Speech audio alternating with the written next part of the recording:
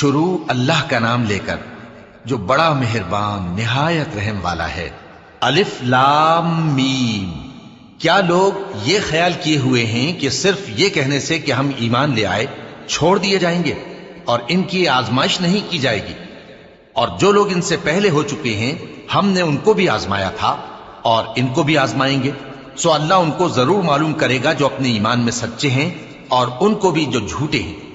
کیا وہ لوگ جو برے کام کرتے ہیں یہ سمجھے ہوئے ہیں کہ یہ ہمارے قابو سے نکل جائیں گے؟ جو فیصلہ یہ کرتے ہیں برا ہے۔ جو شخص اللہ کی ملاقات کی امید رکھتا ہو تو اللہ کا مقرر کیا ہوا وقت ضرور آنے والا ہے، اور وہ سننے والا ہے، جاننے والا ہے۔ اور جو شخص محنت کرتا ہے تو اپنے ہی فائدے کے لیے محنت کرتا ہے، بے شک اللہ تو سارے جہان سے بے نیاز ہے۔ اور جو لوگ ایمان لائے اور نیک عمل کرتے رہے ہم ان کے گناہوں کو ان سے دور کر دیں گے اور ان کو ان کے اعمال کا بہت اچھا بدلہ دیں گے۔ اور ہم نے انسان کو اس کے ماں باپ کے ساتھ نیک سلوک کرنے کا حکم دیا ہے۔ اے مخاطب، اگر تیرے ماں باپ تجھے مجبور کریں کہ تو میرے ساتھ کسی کو شریک بنائے جس کی حقیقت کی تجھے واقفیت نہیں، تو ان کا کہا نہ مانیو۔ تم سب کو میری طرف لوٹ کر آنا ہے، پھر جو کچھ تم کرتے تھے میں تم کو جتا دوں گا۔ اور جو لوگ ایمان لائے اور نیک عمل کرتے رہے ان کو ہم نیک لوگوں میں داخل کریں گے۔ اور بعض لوگ ایسے ہیں جو کہتے ہیں کہ ہم اللہ پر ایمان لائے، پھر جب ان کو اللہ کے راستے میں کوئی ایذا پہنچتی ہے تو لوگوں کے ایذا پہنچانے کو یوں سمجھتے ہیں جیسے اللہ کا عذاب۔ اور اگر تمہارے پروردگار کی طرف سے مدد پہنچے تو کہتے ہیں کہ ہم تو تمہارے ساتھ تھے۔ کیا جو اہل عالم کے سینوں میں ہے اللہ اس سے واقف نہیں؟ اور اللہ ان کو ضرور معلوم کرے گا جو سچے مومن ہیں، اور وہ منافقوں کو بھی معلوم کر کے رہے گا۔ اور جو کافر ہیں وہ مومنوں سے کہتے ہیں کہ ہمارے طریقے پر چلو اور ہم تمہارے گناہ اٹھا لیں گے، حالانکہ وہ ان کے گناہوں کا کچھ بھی بوجھ اٹھانے والے نہیں۔ کچھ شک نہیں کہ یہ جھوٹے ہیں، اور یہ اپنے بوجھ بھی اٹھائیں گے اور اپنے بوجھوں کے ساتھ اور لوگوں کے بوجھ بھی۔ اور جو جھوٹ یہ لوگ گھڑتے رہے قیامت کے دن ان کی ان سے ضرور پرسش ہوگی۔ اور ہم نے نوح کو ان کی قوم کی طرف بھیجا تو وہ ان میں 50 برس کم 1000 برس رہے، پھر ان لوگوں کو طوفان کے عذاب نے آ پکڑا اور وہ ظالم تھے۔ پھر ہم نے نوح کو اور کشتی والوں کو نجات دی اور کشتی کو اہل عالم کے لیے نشانی بنا دیا۔ اور ابراہیم کو یاد کرو جب انہوں نے اپنی قوم سے کہا کہ اللہ کی عبادت کرو اور اس سے ڈرو، اگر تم سمجھ رکھتے ہو تو یہ تمہارے حق میں بہتر ہے۔ تم تو اللہ کو چھوڑ کر بتوں کو پوجتے اور جھوٹی باتیں بناتے ہو۔ جن لوگوں کو تم اللہ کے سوا پوجتے ہو وہ تم کو رزق دینے کا اختیار نہیں رکھتے، پس اللہ ہی کے ہاں سے رزق طلب کرو اور اسی کی عبادت کرو اور اسی کا شکر کرو، اسی کی طرف تم لوٹ کر جاؤ گے۔ اور اگر تم جھٹلاتے ہو تو تم سے پہلے بھی امتیں اپنے پیغمبروں کی تکذیب کر چکی ہیں، اور پیغمبر کے ذمے کھول کر سنا دینے کے سوا اور کچھ نہیں۔ کیا انہوں نے نہیں دیکھا کہ اللہ کس طرح خلقت کو پہلی بار پیدا کرتا ہے پھر کس طرح اس کو دوبارہ پیدا کرے گا؟ یہ اللہ کو آسان ہے۔ کہہ دو کہ ملک میں چلو پھرو اور دیکھو کہ اس نے کس طرح خلقت کو پہلی دفعہ پیدا کیا ہے، پھر اللہ ہی دوسری بار بھی پیدا کرے گا۔ بے شک اللہ ہر چیز پر قادر ہے۔ وہ جسے چاہے عذاب دے اور جس پر چاہے رحم کرے، اور اسی کی طرف تم لوٹائے جاؤ گے۔ اور تم اس کو نہ زمین میں عاجز کر سکتے ہو نہ آسمان میں، اور نہ اللہ کے سوا تمہارا کوئی دوست ہے اور نہ مددگار۔ اور جن لوگوں نے اللہ کی آیتوں سے اور اس کے سامنے حاضر ہونے سے انکار کیا وہ میری رحمت سے نا امید ہو گئے ہیں، اور ان کو درد دینے والا عذاب ہوگا۔ تو ان کی قوم کے لوگ جواب میں بولے تو یہ بولے کہ اسے مار ڈالو یا جلا دو، مگر اللہ نے ان کو آگ میں جلنے سے بچا لیا۔ جو لوگ ایمان رکھتے ہیں ان کے لیے اس میں نشانیاں ہیں۔ اور ابراہیم نے کہا کہ تم جو اللہ کو چھوڑ کر بتوں کو لے بیٹھے ہو تو دنیا کی زندگی میں باہم دوستی کے لیے، مگر پھر قیامت کے دن ایک دوسرے کی دوستی سے انکار کر دو گے اور ایک دوسرے پر لعنت بھیجو گے، اور تمہارا ٹھکانہ دوزخ ہوگا اور کوئی تمہارا مددگار نہ ہوگا۔ پس ان پر ایک لوط ایمان لائے، اور ابراہیم کہنے لگے کہ میں اپنے پروردگار کی طرف ہجرت کرنے والا ہوں، بے شک وہ غالب ہے، حکمت والا ہے۔ اور ہم نے ان کو اسحاق اور یعقوب بخشے اور انہی کی اولاد میں پیغمبری اور کتاب رکھ دی، اور ان کو دنیا میں بھی ان کا صلہ عنایت کیا، اور وہ آخرت میں بھی نیک لوگوں میں ہوں گے۔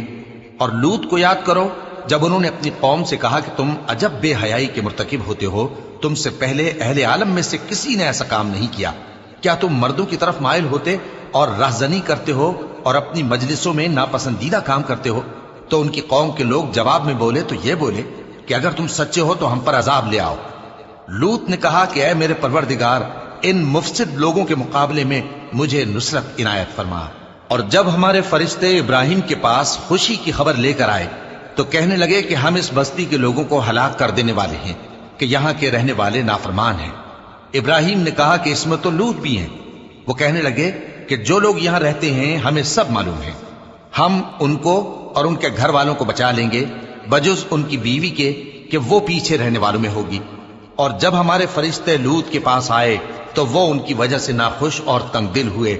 فرشتوں نے کہا کچھ خوف نہ کیجیے اور نہ رنج کیجیے، ہم آپ کو اور آپ کے گھر والوں کو بچا لیں گے مگر آپ کی بیوی کے پیچھے رہنے والوں میں ہوگی۔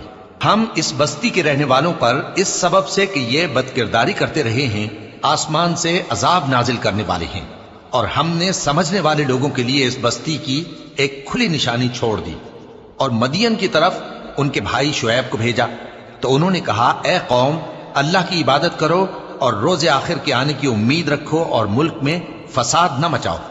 مگر انہوں نے ان کو جھوٹا سمجھا، سو ان کو زلزلے کے عذاب نے آ پکڑا اور وہ اپنے گھروں میں اوندھے پڑے رہ گئے۔ اور عاد اور سمود کو بھی ہم نے ہلاک کر دیا، چنانچہ ان کے ویران گھر تمہاری آنکھوں کے سامنے ہیں۔ اور شیطان نے ان کے اعمال ان کو آراستہ کر دکھائے اور ان کو سیدھے رستے سے روک دیا، حالانکہ وہ دیکھنے والے لوگ تھے۔ اور قارون اور فرعون اور حامان کو بھی ہلاک کر دیا، اور ان کے پاس موسیٰ کھلی نشانیاں لے کر آئے تو وہ ملک میں مغرور ہو گئے، اور وہ ہمارے قابو سے نکل جانے والے نہ تھے، تو ہم نے سب کو ان کے گناہوں کے سبب پکڑ لیا۔ سو ان میں کچھ تو ایسے تھے جن پر ہم نے پتھروں کا مے برسایا، اور کچھ ایسے تھے جن کو چنگھاڑ نے آ پکڑا، اور کچھ ایسے تھے جن کو ہم نے زمین میں دھسا دیا، اور کچھ ایسے تھے جن کو غرق کر دیا۔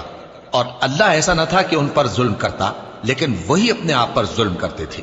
جن لوگوں نے اللہ کے سوا اوروں کو کارساز بنا رکھا ہے، ان کی مثال مکڑی کی سی ہے کہ وہ بھی ایک طرح کا گھر بناتی ہے، اور کچھ شک نہیں کہ تمام گھروں سے کمزور مکڑی کا گھر ہے۔ کاش یہ اس بات کو جانتے۔ یہ جس چیز کو اللہ کے سوا پکارتے ہیں خواہ وہ کچھ ہی ہو، اللہ اسے جانتا ہے اور وہ غالب ہے، حکمت والا ہے۔